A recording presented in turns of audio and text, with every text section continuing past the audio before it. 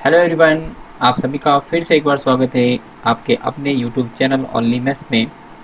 तो चलिए शुरू करते हैं। आज के मेमोरी बेस्ड पेपर में जो क्वांटिटी बेस्ड के क्वेश्चंस पूछे गए थे उनके बारे में डिस्कस करते हैं। काफ़ी इजी क्वेश्चन थे और काफ़ी स्टूडेंट इनके नाम से डरते हैं।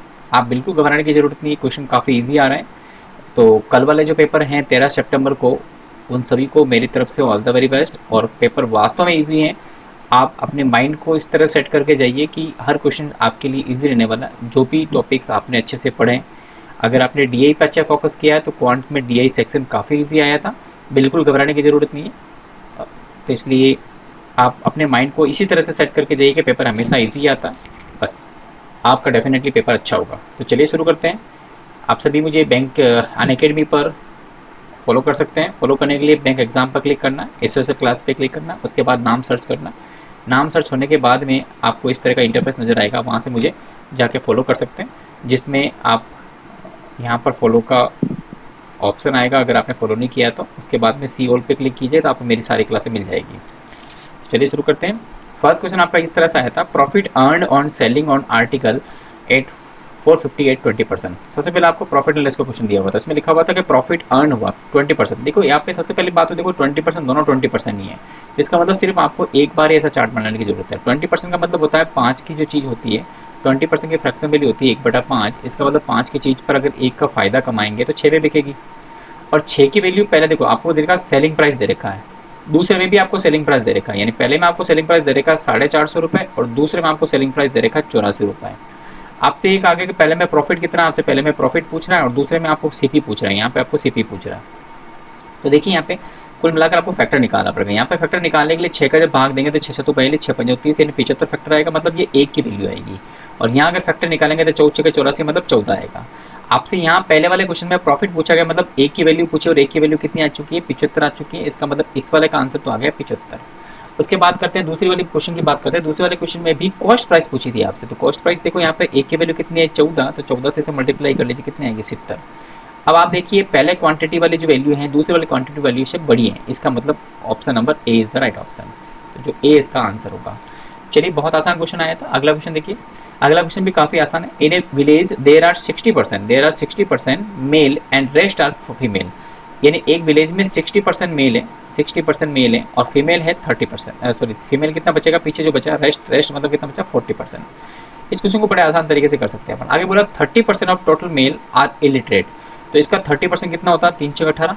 30% इसका बहुत आसान है, 3 से गुना करिए 3 चौक 18। ये इलिटरेट है, ये इलिटरेट है, ठीक है। उसके बाद बोला 25% of female are illiterate sorry, इसमें भी इलिटरेट दिया आपको 25% मतलब चौथा भाग कितना होता है इसका 10%। इसका मतलब ये इलिटरेट होगा। फिर कहा आपको नंबर ऑफ इलिटरेट मेल 1152 है, यानी ये वाला नंबर आपको 1152 दे दिया आपको। आपसे पूछा गया क्वांटिटी फर्स्ट में literate female in the village. आपको लिटरेट फीमेल मतलब आपको ये निकालना है। आपको लिटरेट फीमेल पूछा, ठीक है। लिटरेट फीमेल पूछा मतलब यानी आपको 40 में से 10 गया 30% की वैल्यू निकालनी है। आपको 30% की वैल्यू निकालनी है। तो देखिए बड़ा आसान से क्वेश्चन था। आपको क्या करना, देखो यहाँ पे 18% की वैल्यू आपको दी हुई कितनी 1152 दे रखी है। आपको निकालनी है 30% की वैल्यू। तो देखो मैं इसे 6 से कैंसिल कर लेता हूँ। 6 से कैंसिल किया 3 बार, 6 से इसे कैंसिल कर लीजिए तो 6 कम 6, पीछे कितना बचेगा 6 और 5 11 55, 6 नम 54 और 6 दूनी 12। जब 3% की वैल्यू आपकी 192 आई है तो 30% की वैल्यू कितनी होगी 1920। इसका मतलब इसका आंसर आ चुका 1920। अब आप देखिए 1920 1940 से क्या है, कमी है ना। तो क्वांटिटी जो फर्स्ट है वो क्वांटिटी सेकंड से छोटी होगी। इसका मतलब कौन सा ऑप्शन होगा इसमें राइट, बी ऑप्शन राइट होगा। चलिए अगला क्वेश्चन देखिए। अगले क्वेश्चन में a man invested at 12% per annum on simple interest of 2 years. तो इसका मतलब 12% सिंपल इंटरेस्ट, इसका मतलब 24% आ जाएगा ब्याज। फिर आपसे कहा गया if the end of second years he gets 1200 रुपये। उसको 1200 मिलते हैं 2 साल बाद में। 2 साल बाद 1200 मिलते हैं, इसका मतलब 24% ब्याज जुड़ने के बाद 1200 मिल रहा है। इसका मतलब 24% की जो वैल्यू है ना वो 1200 रुपये। ही गेट्स 1200 रुपये एज इंटरेस्ट। इसका मतलब 24% की जो वैल्यू है वो 1200 रुपये। आपसे पी पूछा था, पी मतलब आपको क्या करना है इसका 100% निकालना था। देखो यहाँ पे बड़े आसान तरीके से निकाल सकते हैं, कैंसिल करने की जरूरत नहीं। देखो यहाँ पे क्या हो रहा है, हाफ हो रहा है। हाफ होने के बाद 2 जीरो लग रहे हैं। तो इसका मतलब आप भी इसका हाफ कर लीजिए, कितना आ जाएगा 50 और 2 जीरो लगा दीजिए। आपको कोई भी 54 120 वगैरह कैंसिल करने की जरूरत नहीं। इसका मतलब पी का मान कितना आ गया 5000 आ चुका है। तो पहले का आंसर तो आ चुका है 5000। आपसे पूछा है 6000 पूछा बस। तो क्वांटिटी फर्स्ट जो है वो क्वांटिटी सेकंड से छोटी है। इसका मतलब यहाँ पर भी ऑप्शन क्या होगा बी राइट होगा। अगला क्वेश्चन देखिए, ploughing cost of A rectangular field is 288 at the rate of 3 पर स्क्वायर मीटर। ठीक है, आपको एक कह रहा है कि एक रेक्टेंगल फील्ड, एक आयताकार खेत है जिसकी जुताई करने में, प्लफिंग मतलब होता है जो जुताई होता है, अब ये प्लगिंग है या प्लफिंग है वो आप देख लीजिए, जुताई में 288 रुपये मिल रहे हैं उसको, तो 288 रुपये मिल रहे हैं वो भी 3 पर स्क्वायर फुट। तो इसका मतलब 1 स्क्वायर फुट पर कितना पैसा लगेगा, तो आप 3 का डिवाइड करेंगे तो 3 का डिवाइड करने पर कितना आएगा, 3 9 27 3 4 18, इसका मतलब 96 रुपये पर स्क्वायर फीट होगा। ठीक है, इसका मतलब 1 मीटर स्क्वायर की वैल्यू 96 रुपये है।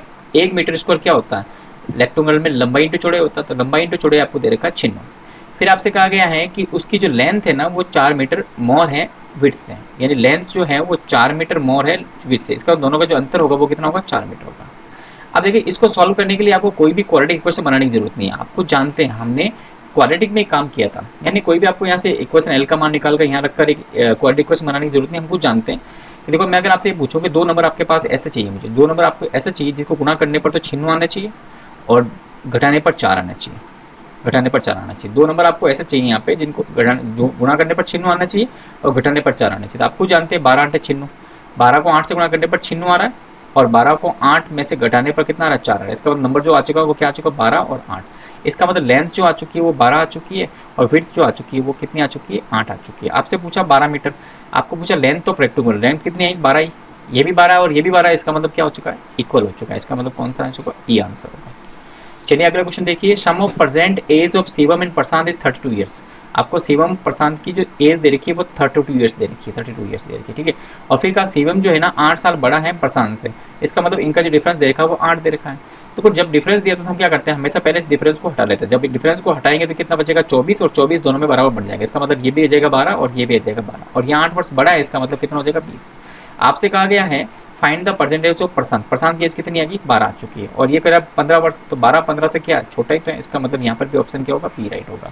तो उम्मीद करूंगा आपको बिल्कुल क्लियर हो पाया होगा अच्छी तरह से। तो जो भी डाउट्स हो तो आप डाउट्स मुझे व्हाट्सएप कर सकते हैं या जीमेल पर भी भेज सकते हैं। Thank you very much. जिन्होंने सब्सक्राइब नहीं किया तो सब्सक्राइब कर लेना, लाइक एंड शेयर भी जरूर करना ना भूलें। ठीक है, तो चलिए अगला जो वीडियो मैं अपलोड कर रहा हूँ वो डीआई का है, तो जरूर देखना उसको। और इसमें कोई भी इशू हो तो कमेंट में जरूर टाइप करना। जिनका एग्जाम कल 13 सितंबर को होने वाला उन सभी को मेरी तरफ से ऑल द वेरी बेस्ट।